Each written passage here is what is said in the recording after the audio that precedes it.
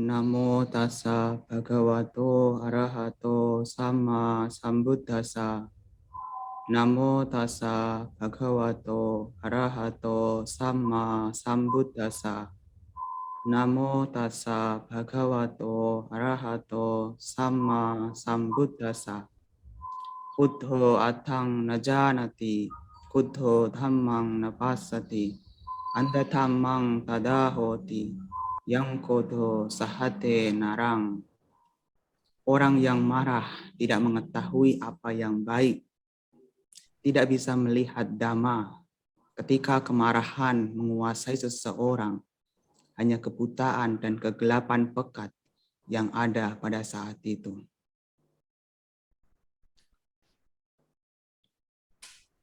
Pertama-tama yang saya hormati Romo Ramani Pandita, Upasaka, Upasika, serta saudara-saudari sekalian yang berbahagia.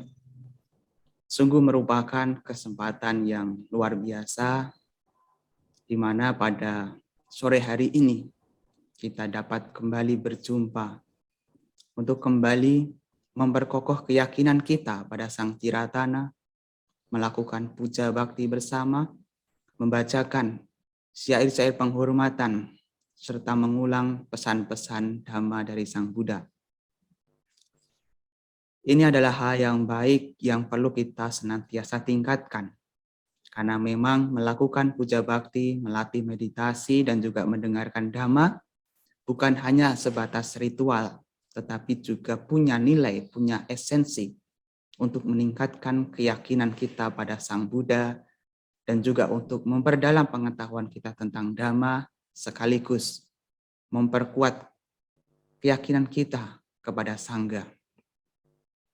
Para Bapak dan Ibu, saudara-saudari sekalian, barangkali para Bapak dan Ibu, saudara sekalian sudah mengerti, sudah melihat tentang topik apa yang ingin saya sampaikan di kesempatan sore hari ini.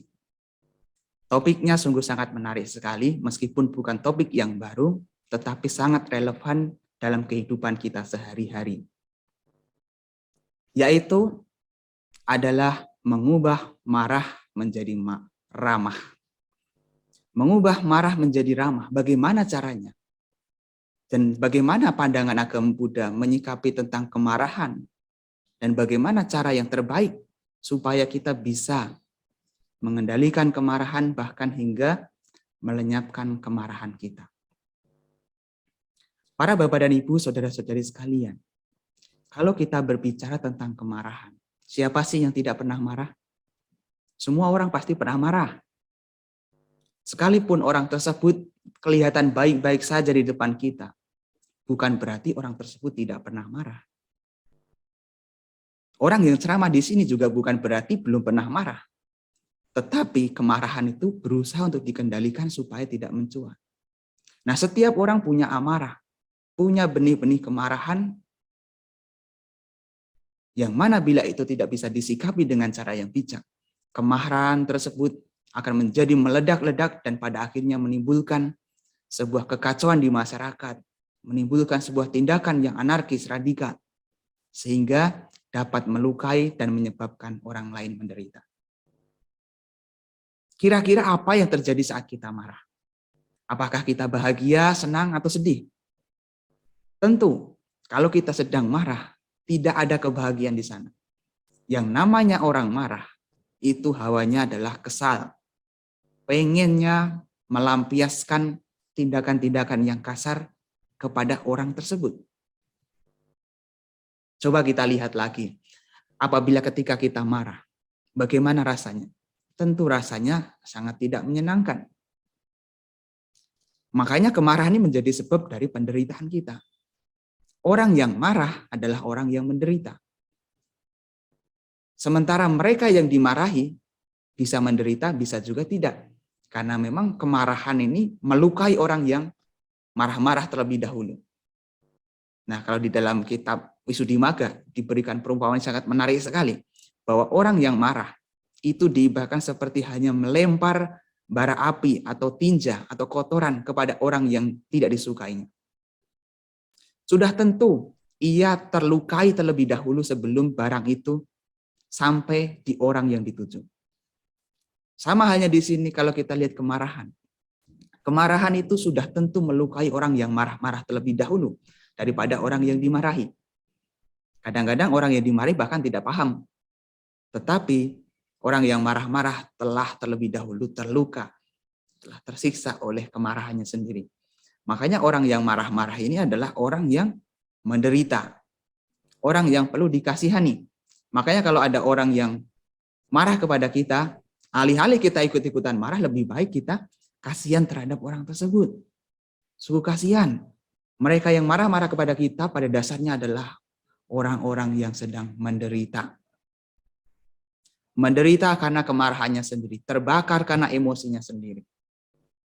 Sang Buddha mengatakan, Kuddo atang najanati, kuddo dhammang napasati, andatamang tadahoti yang kudo sahate narang. Orang yang marah tidak mengetahui apa yang baik, tidak bisa melihat dhamma. Ketika kemarahan menguasai seseorang, hanya kebutaan dan kegelapan yang pekat yang ada pada saat itu. Ketika seseorang itu marah, ia tidak bisa lagi membedakan mana yang baik, mana yang tidak. Mana mungkin orang marah bisa ingat nanti pesan-pesan dhamma. Mana mungkin orang marah kemudian bisa hafal parita. Kan tidak. Orang yang marah pasti tidak bisa mengetahui mana yang baik dan mana yang tidak baik. Tidak bisa mengetahui dhamma. Pada saat itu, orang yang dikuasai oleh kemarahan, pasti batinnya sangat menderita. Sangat menderita. Karena ia tidak bisa melihat kebenaran yang sesungguhnya. Makanya sangat wajar apabila kita melihat orang yang marah, pasti tindakannya sangat menyimpang dari dhamma. Ucapannya kasar, kemudian mukanya menjadi seram, tindakannya bisa radikal, bisa dalam bentuk memukul, bisa membanting, dan lain sebagainya. Coba Anda bayangkan kalau di rumah misalnya istri sedang marah. Oh, di rumah bisa seperti bandara, semuanya berterbangan. Piring-piring bisa terbang. Bisa terbang, tapi terbangnya ini bukan terbang yang baik, tapi terbang yang akan menghantarkan pada kehancuran. Sama seseorang yang marah itu, sesungguhnya tidak bisa mengetahui mana yang baik dan mana yang tidak baik. Begitu kemarahan itu menguasai seseorang, maka yang ada adalah kebutaan. Maka wajar orang yang marah pasti akan memilih tindakan yang tidak baik. Baik secara tindakan maupun secara ucapan. Ucapannya ucapan-ucapan yang kasar, menyakiti, tindakannya juga bisa tindakan yang radikal yang menyakiti. Maka kemarahan ini selalu mendatangkan efek yang negatif. Tidak ada orang yang marah-marah kemudian mendapatkan hasil yang positif. Tidak ada. Karena yang namanya kemarahan itu adalah hal yang negatif. Nah, sesuatu yang negatif bila dilakukan pasti juga mendatangkan hal yang negatif pula. Nah, seseorang yang bisa mengendalikan kemarahannya yang sedang memuncak, dikatakan oleh Sang Buddha. Sang Buddha mengatakan bahwa seseorang yang bisa mengendalikan kemarahannya yang sedang memuncak, seperti halnya kereta yang sedang melaju kencang, orang tersebutlah yang pantas disebut sebagai seorang petapa. Kemarahan itu bisa saja meledak. Kadang-kadang dengan sebab yang sepele, sederhana, tapi ketika kemarahan itu memuncak, wah, semuanya bisa dilakukan. Keburukan bisa dilakukan.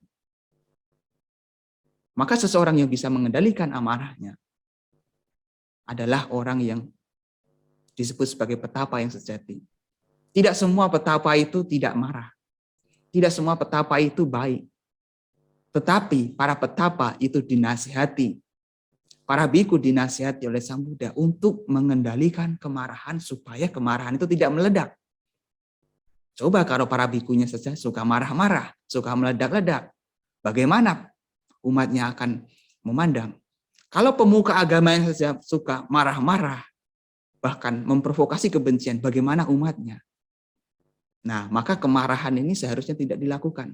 Nah, Sang Buddha sangat peduli sekali dengan bagaimana caranya supaya kita bisa menyingkirkan kemarahan. Jangan sampai kita dikuasai oleh kemarahan. Karena ketika kemarahan itu menguasai, yang ada hanyalah kegelapan.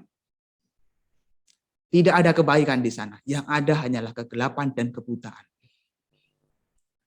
Maka pada waktu itu ada sebuah kisah di dalam sebuah sutta. Pada waktu itu ada orang-orang, para pengikut dari sekte lain yang mencari-cari keburukan, mencerca, mencaci, menghina Buddha, Dhamma, dan Sangha.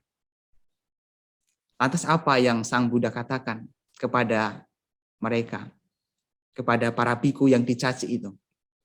Sang Buddha menasihati kepada biku tersebut, kalian jangan marah, karena kemarahan adalah belenggu, perintang.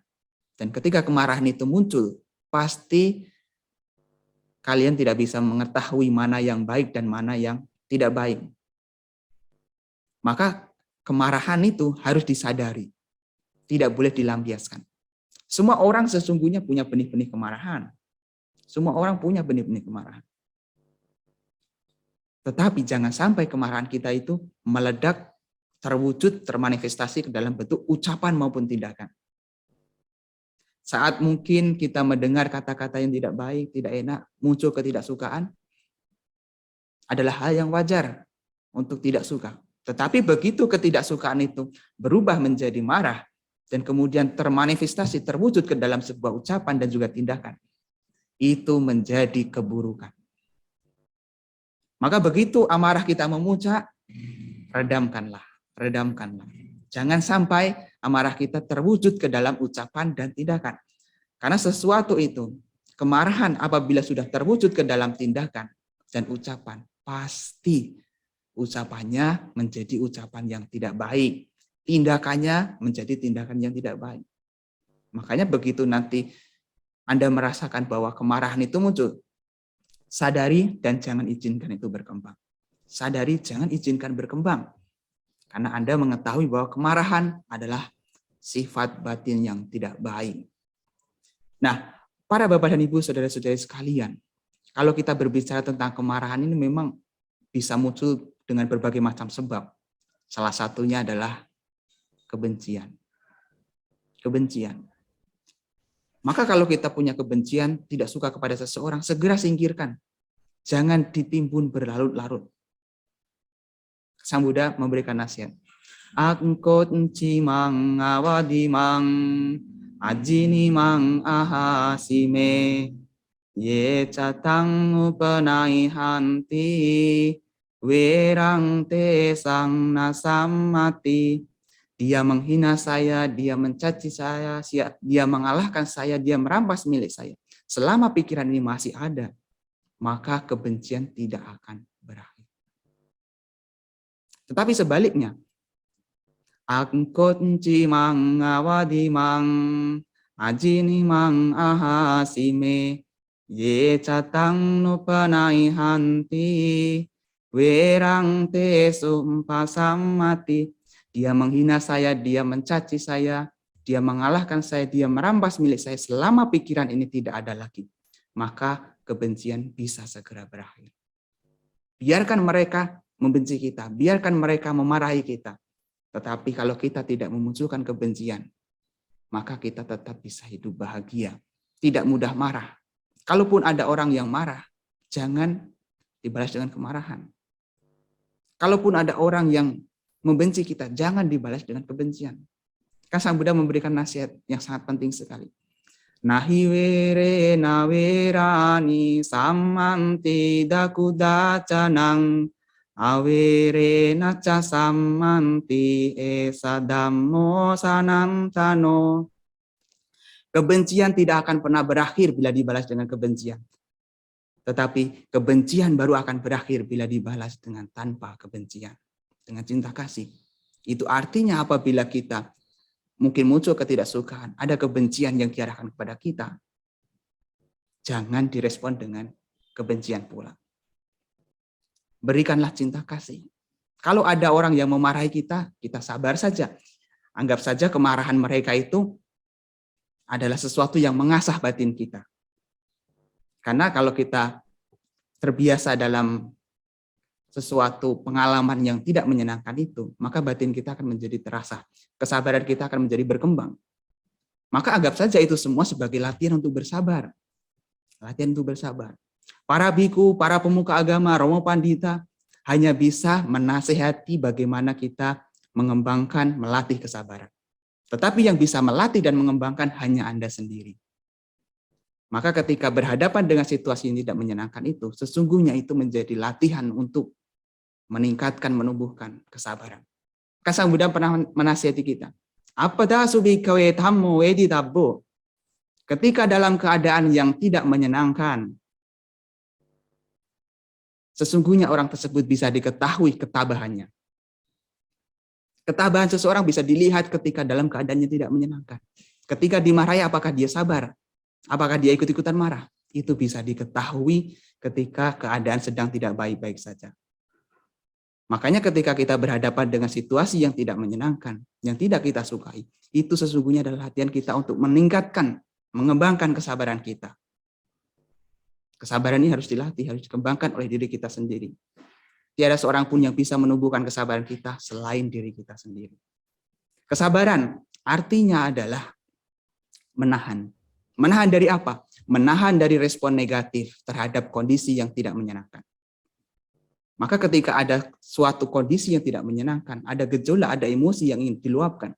Kalau kita punya kesabaran, kita berarti punya penahanan. Menahan dari apa? Menahan supaya tidak memberikan reaksi yang negatif terhadap kondisi tersebut. Coba bayangkan kalau situasinya sedang tidak baik. Pasti inginnya kita merespon sesuatu dengan respon yang tidak baik pula. Kalau sedang dimarahin, inginnya juga ingin marah-marah. Tetapi dengan adanya kesabaran, kita bisa melihat bahwa ada penahanan. Bertahan supaya tidak memberikan respon yang negatif terhadap sesuatu yang sedang terjadi. Nah, kalau ada orang yang marah, kalahkan dengan tanpa kemarahan. Kalahkan keburukan dengan kebaikan. Sang Buddha memberikan pesan di dalam Dhammapada. Angko de na jine kodang asadung sadu na jine kadari yang danena sacena likawadinang. Kalahkan kemarahan dengan tanpa kemarahan. Kalahkan keburukan dengan kebaikan. Kalahkan kekikiran dengan dermawan, dengan memberi. Kalahkan kepalsuan, kemunafikan dengan kebenaran, dengan kejujuran. Maka bila ada sesuatu yang mungkin tidak menyenangkan, ada sesuatu yang buruk terjadi, tetap berikan respon yang terbaik. Jangan sampai kita menjadi marah. Ubahlah amarah menjadi ramah. Saat orang marah-marah kita respon. Kita berikan respon yang terbaik dengan kata-kata yang ramah. Jangan dibalas dengan kemarahan. Kalau ada orang yang marah kemudian kita ikut-ikutan marah, itu artinya kita memberikan respon yang tidak baik. Apa yang mereka lakukan itu menjadi tanggung jawab mereka, menjadi karma mereka. Sementara respon apa yang kita berikan saat ini terhadap itu menjadi tanggung jawab kita, menjadi karma kita. Maka kalau ada orang lain marah-marah kepada kita, biarlah itu karma mereka. Tapi respon apa yang kita berikan saat mereka marah, itu menjadi karma kita. Maka tentukan yang terbaik. Tentukan respon yang terbaik supaya kita tidak membuat karma buruk yang baru. Itulah pentingnya supaya kita tidak marah-marah. Nah, para Bapak dan Ibu, saudara-saudara sekalian, di dalam sebuah sutta yang bernama Agatawatu Sutta di Anguttara Nikaya, Sang Buddha menyebutkan tentang sebab-sebab yang mendasari dari kemarahan. Kenapa seseorang itu bisa marah? Kenapa kemarahan itu bisa muncul? Sang Buddha di sana menyebutkan ada 9 sebab dari kemarahan. Apakah yang 9 itu? Yang pertama adalah berpikir dia telah berbuat merugikanku. Anatang mea cariti, agatang bandati. Artinya seseorang itu berpikir, wah dia pernah menyakitiku, dia pernah melukaiku. Kalau kita punya pemikiran seperti ini, maka kita bisa muncul kemarahan dan akhirnya kita dendam pada orang tersebut, tidak mau berdekat-dekatan lagi.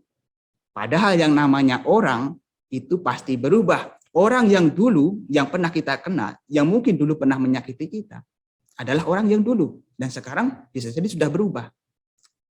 Makanya jangan terlalu berdasar pada masa lalu. Yang lalu biarlah berlalu. Anggap saja orang tersebut sudah berubah. Yang kedua, berpikir bahwa dia sedang berbuat merugikanku. Anatang me cara titi, agatang bandeti. Jadi seseorang itu bisa marah ketika melihat, menyaksikan dengan dirinya sendiri ada orang lain yang sedang merugikan atau berbuat sesuatu yang tidak baik. Padahal kalau kita bisa melihat dengan sisi positifnya, ya anggap saja itu sebagai latihan. Kemudian yang ketiga, berpikir dia akan berbuat merugikanku. Anatang me cari satiti agatang bandeti. Nah, seseorang itu bisa marah karena berpikir, wah dia pasti akan merugikanku. Ini adalah prasangka yang negatif terhadap seseorang, yang seharusnya tidak kita miliki. Karena biar bagaimanapun, kadang-kadang kita itu mudah sekali berprasangka buruk. Dikit-dikit curiga, dikit-dikit berprasangka buruk. Padahal itu hanya sebagai prasangka yang belum tentu benar. Tapi kemarahan bisa muncul karenanya. Kemudian yang keempat, berpikir dia berbuat merugikan kepada orang yang kucintai dan kusenang. Biasa me mana pasana tang acari tiaga tang bandati. Jadi seseorang itu bisa marah juga karena berpikir orang tersebut pernah merugikan, pernah melukai orang yang kucintai. Nah, kadang-kadang nih kita kan punya teman, punya saudara, punya kerabat yang mungkin pernah disakiti oleh orang lain. Kemudian kita ikut-ikutan tidak suka kepada orang tersebut. Ikut-ikutan kepada mereka yang menyakiti teman-teman kita. Orang-orang yang kita sayangi. Maka kemarahan bisa muncul karena ini. Berpikir dia sedang berbuat merugikan kepada orang yang kucintai dan kusenangi. Biasa me mana pasa anatang cari agatang bandeti. Kemudian yang berikutnya adalah berpikir dia akan berbuat merugikan kepada orang yang kucintai dan kusenangi. Biasa me mana pasa anatang cari satiti agatang bandeti. Jadi seseorang itu bisa marah karena berpikir dia pasti akan melukai, merugikan orang yang kucintai. Nah, kemudian yang ketujuh, berpikir dia telah berbuat menguntungkan kepada orang yang tidak kucintai dan kusenangi. Apiyasa me amana pasa tang cari titi agatang bandati. Kadang-kadang kemarahan juga bisa muncul karena ini. Bisa muncul karena ini. Jadi seseorang itu bisa muncul kemarahan bukan karena orang lain berperilaku buruk kepada kita, tetapi berperilaku baik kepada orang yang kita benci. Wah, ini grupnya dia nih. Kalau dia membantu dia berarti dia melakukan hal yang tidak baik, akhirnya menjadi tidak senang. Nah, maka sebab kemarahan ini bisa juga terjadi seperti ini. Kemudian yang kedelapan, berpikir dia sedang berbuat menguntungkan kepada orang yang tidak kucintai dan kusenangi. Apiyasa me amana pasa atang cara tiaga tang bandeti. Kalau melihat orang yang kita benci dibantu oleh orang lain, kita bisa ikut membenci orang lain tersebut. Bisa ikut marah kepada orang lain tersebut. Kemudian yang kesembilan, dia berpikir dia akan berbuat menguntungkan kepada orang yang tidak kucintai dan kusenangi. Apiyasa me amana pasa atang cari sati tiaga tang bandati. Jadi 9 sebab ini bisa muncul berkenaan dengan kemarahan. Kemarahan itu bisa muncul karena 9 sebab ini. Yaitu berpikir karena merugikan, telah merugikan, akan merugikan diriku sendiri. Juga berpikir bahwa telah merugikan, sedang merugikan, akan merugikan orang-orang yang kucintai. Atau berpikir dia telah membantu berbuat baik kepada orang-orang yang kubenci, yang tidak kusukai. Makanya kebencian ini bisa muncul dengan beraneka ragam. Nah, para bapak dan ibu, saudara-saudari sekalian, ketika kebencian ini muncul, jangan sampai kita terlena, terkuasai oleh kebencian. Jangan sampai kebencian kita menimbulkan kemarahan. Kalaupun ada sebab-sebab kemarahan, tahan dulu, jangan langsung dilampiaskan. Karena kalau sudah dilampiaskan, pasti ujung-ujungnya adalah perbuatan yang tidak baik. Ujung-ujungnya tidak baik. Karena apapun perbuatan yang dilakukan didasari dengan kemarahan, pasti adalah perbuatan yang tidak baik. Mau berucap, pasti kata-kata kasar. Mau bertindak, pasti tindakan yang tidak baik. Maka begitu kemarahan kita memuncak, timbul, sadari dulu, jangan langsung berbicara. Jangan langsung berbicara. Kan biasanya ada tanda-tandanya kalau seseorang itu marah. Sebelum seseorang itu marah, biasanya hawanya panas sekali. Panas, setelah panas mungkin terasa otot-otot ini mulai menegang. Nah, ketika sudah tegang, nanti bisa keluar mulutnya, marah-marah. Maka sebelum itu keluar, tahan dulu. Tarik nafas yang dalam, dihitung 1, 2, 1, 2. Atau ingat sang Buddha. Buddha.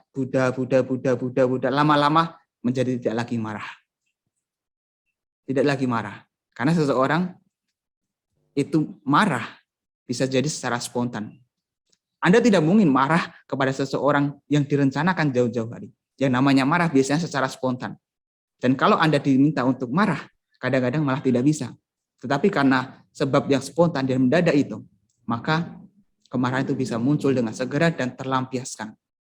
Meskipun kelihatannya orang yang marah-marah itu terlihat lega, terlihat puas, karena bisa memarahi seseorang, pada dasarnya ia menciptakan penderitaan yang baru. Tidak ada orang yang bahagia dengan kemarahan, maka jangan biarkan Anda dikuasai oleh kemarahan. Nah, bagaimana cara kita supaya kita bisa menyingkirkan kemarahan? Di dalam Kodana Sutta, Sang Buddha memberikan nasihat mengenai tentang bahaya dari kemarahan. Supaya kita jangan marah. Kenapa kita tidak boleh marah? Sang Buddha menjelaskannya di dalam Kodana Sutta ini. Yang pertama, ketika seseorang marah, terkuasai dan tertindas oleh kemarahan, ia akan tampak buruk meskipun ia mungkin mandi dengan bersih, berminyakan, mencukur rambut dan jenggotnya dengan rapi, dan berpakaian rapi. Meskipun pakaiannya rapi, tapi kalau orang yang suka marah-marah, mukanya kelihatan tidak menarik, menjadi tidak indah. Makanya bisa dilihat orang yang suka marah-marah, biasanya auranya menjadi tidak enak. Mukanya juga cemberut terus. Nah, orang yang marah-marah, kemarahan ini menyebabkan seseorang juga memiliki muka yang buruk, baik di kehidupan saat ini dan juga di kehidupan yang akan datang. Di kehidupan saat ini saja menderita karena kemarahan. Kan kalau kita marah pasti aura kita tidak ceria.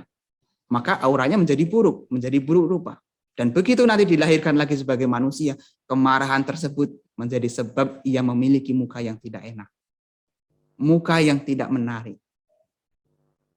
Inilah sebab yang pertama. Bahaya yang pertama dari adanya kemarahan. Yang kedua, ketika seseorang itu marah, terkuasai dan tertindas oleh kemarahan, ia tidak bisa tidur nyenyak meskipun ia mungkin tidur di atas dipan yang ditutup permadani, berselimut, beralas bertutupan kulit rusa dengan kanopi dan guling di kedua sisinya. Jadi meskipun seseorang itu tidur di tempat yang mewah sekalipun, kalau seseorang tersebut suka marah-marah, orang tersebut tidak akan bisa tidur dengan nyenyak. Kan ciri dari kemarahan, ciri dari kebencian itu hampir mirip dengan cinta. Kalau cinta datangnya dari mata turun ke hati. Tapi kalau kebencian dari telinga masuk ke hati. Dengan kata-kata saja, seseorang bisa menjadi benci, kemudian bisa menjadi marah. Ya hati kan bukan seperti keset yang diinjak-injak tetap welcome. Biar bagaimanapun kita tetap harus bisa mengendalikan kemarahan kita. Karena meskipun kita tidur di tempat yang mewah, yang megah, kalau kita suka marah-marah, batin kita menjadi tidak tenang, tidak bisa tidur dengan nyenyak. Mau makan, teringat dia, hawanya menjadi tidak nyenyak, tidak enak. Makan pun juga menjadi tidak enak. Mau tidur juga ingat dia. Mau tidur juga tidak pulas. Selalu teringat. Makanya kemarahan ini menjadi sebab dari seseorang tidak bisa tidur dengan nyenyak.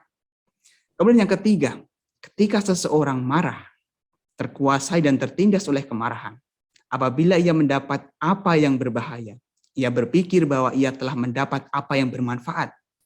Dan apabila ia mendapat apa yang bermanfaat, ia berpikir bahwa dia mendapat apa yang berbahaya. Itu artinya seseorang ketika dikuasai oleh kemarahan, dia tidak bisa melihat mana yang bermanfaat dan tidak bermanfaat. Maka apa yang dilakukan cenderung mengarah ke arah yang tidak bermanfaat.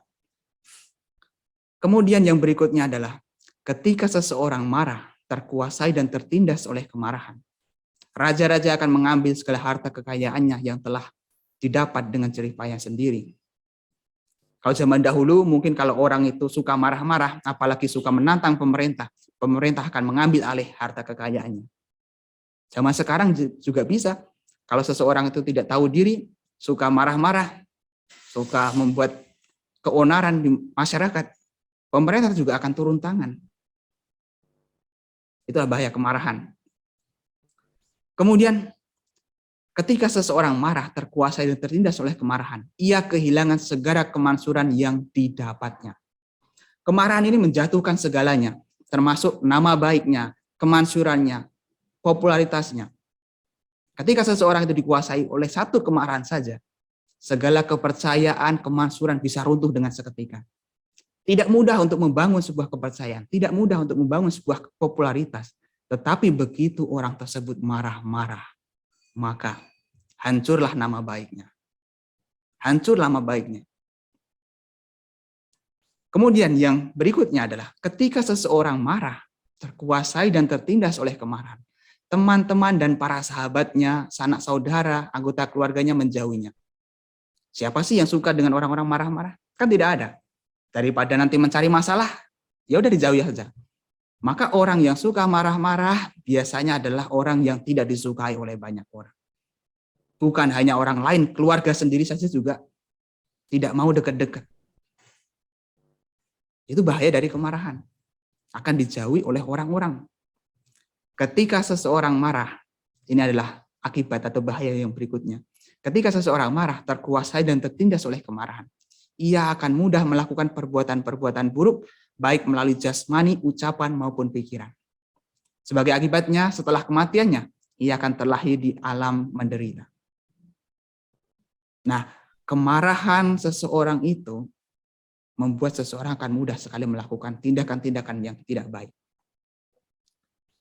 Dan kemarahan itu bukan hanya merenggut kebahagiaannya di sini saat ini, tetapi juga di kehidupan mendatang ia harus menanggung penderitaannya.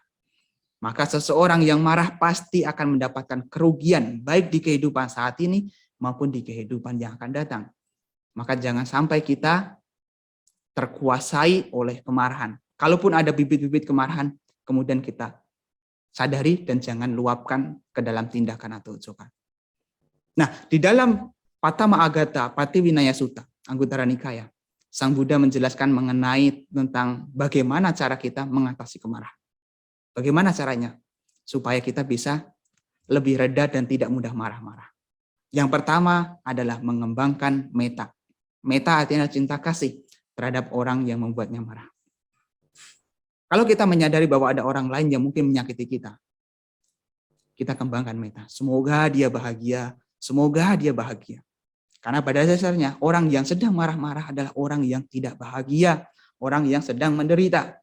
Maka kita harapkan semoga dia bahagia, supaya dia tidak suka marah-marah. Yang kedua adalah dengan mengembangkan belas kasih, karuna. Karuna artinya belas kasih. Orang yang memarahi kita pada dasarnya adalah orang yang menderita. Alih-alih kita meresponnya dengan kemarahan pula, lebih baik kita kasihan. Kasihan ya, kasihan sekali dia marah-marah. Dan kemarahan itu pasti menimbulkan akibat buruk bagi dirinya. Maka kita harus kasihan pada orang yang memarahi kita. Jangan menjadi emosi, tapi kasihan. Kasihan, karena dia menderita karena perbuatannya sendiri. Kemudian yang ketiga adalah mengembangkan keseimbangan batin, UPK. Keseimbangan batin artinya adalah seimbang. Seimbang dalam arti menyikapi itu semua. Menyikapi kemarahan dari orang-orang. Kita seimbang, tidak tenang, tidak tergoyahkan dengan keadaan. Nah, Sang Buddha memberikan ibarat seperti halnya batu karang yang kokoh meskipun diterpa oleh angin dari berbagai penjuru. Sang Buddha memberikan syair yang sangat menarik. Selo yanta ekagganno watena nasamirati ewang ninda pasang saso nasaminjanti pandita. Bagaikan terumbu karang yang kokoh, tidak tidak tergoyahkan meskipun diterpa oleh angin dari berbagai penjuru. Demikian juga orang yang bijaksana tidak tergoyahkan oleh cacian dan pujian. Ketika dicaci tidak tumbang, ketika dipuji tidak terbang. Itu artinya menjadi orang yang seimbang. Kemudian yang keempat adalah dengan cara mengacuhkan. Asati amana sikaro. Yang artinya adalah tidak memperhatikan. Kita abaikan saja. Kalau ada orang yang marahi kita, kita abaikan saja. Jangan digagas, jangan direspon. Biarkan mereka lelah dengan dirinya sendiri. Karena pada dasarnya orang yang marah kadang-kadang itu menjadi latihan kita untuk bersabar. Seperti halnya orang yang mengamplas. Seperti halnya orang yang mengamplas. Jadi mereka itu adalah latihan kita untuk bersabar. Seperti hanya besi yang selalu diamplas akan menjadi semakin berkilau dan bersih. Sementara amplas itu akan menjadi lenyap, terkikis dengan dirinya sendiri. Jadi orang yang memarahi kita akan hancur dengan dirinya sendiri. Jadi abaikan saja. Yang kelima adalah dengan menerapkan pemahaman tentang hukum karma. Hukum karma. Semua orang adalah pemilik dari karma mereka masing-masing. Kan Sang Buddha mengatakan, Sampe satta kamma sangka, kamma dayada, kamma yoni, kamma bandhu, kamma patisarana, yang kammang karisanti, kalyanang wa papakang wa, tassadayada bawisanti. Semua makhluk adalah pemilik dari perbuatan mereka masing-masing. Sabbe sata kamasaka. Pewaris dari perbuatan mereka masing-masing. Kama dayada. Kama yoni. Terlahir dari perbuatan mereka sendiri. Kama bantu. Berkerabat dengan perbuatan mereka sendiri. Kama patisarana. Terlindungi atau bergantung dengan karma mereka masing-masing. Yang kamang karisanti kalyanang wa papakang wa. Tasadaya dabawi santiti. Perbuatan apapun yang akan mereka lakukan, baik ataupun buruk, itu menjadi karma mereka. Maka dengan mengetahui seperti ini, kita tidak akan mudah marah-marah. Kalau ada orang yang memarahi kita, kita biarkan dengan pemahaman karma. Dia sedang menciptakan karma baru bagi dirinya. Kalau saya meresponnya dengan respon yang tidak baik, itu berarti saya juga memberikan karma baru yang negatif. Apa yang mereka lakukan adalah karma mereka sendiri. Sementara respon apa yang kita berikan kepada mereka, itu menjadi karma kita. Maka jangan sampai kita memberikan karma buruk atas respon yang kita berikan.